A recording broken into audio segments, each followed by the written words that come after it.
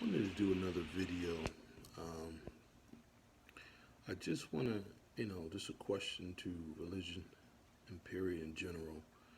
Um, I think that we should, as humans, start to ask logical and reasonable questions to, under, and stop just believing anything someone tells you.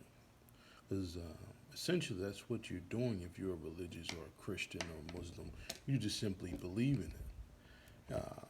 You know, Okay, so I like to equate religion as like a fantasy world, and the world that we live in now is like a reality world. For instance, like Christianity.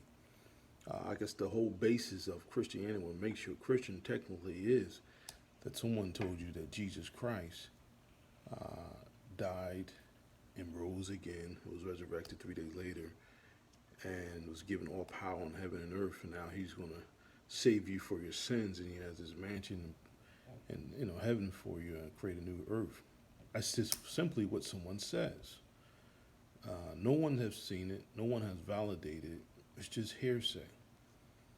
Like if someone comes to you and say, "I'm Michael Jackson. I've risen. I'm Michael Jackson." Are you going to believe that person? I mean, what makes this character Jesus any different than anything else? With no proof. Like even in the Bible, you know, if Jesus had to do miracles for people to believe, right? Logically, intelligent people, you're not just going to just tell them anything and they're going to believe it. Jesus had to perform, according to the literature. He did miracles, walked on water, fed 5,000. He did things to prove that he had some superpower, right? Now, even in the Old Testament, Moses had to do things to prove that he had some power or connection to a higher being, or God, or Jehovah, right? In the Old Testament, he had to turn the rod into a snake and all that stuff.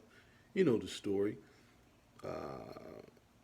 He had to prove something that he is something, or not just hearsay, because there's billions of people walk on the earth saying things, but simply it's not true, right? So at one point you have to validate things to validate it. You have to see something, some type of evidence. But in the Bible, they had to show evidence to the people. Now, fast forward into our modern day, the Christians don't see no evidence of anything, but they still believe.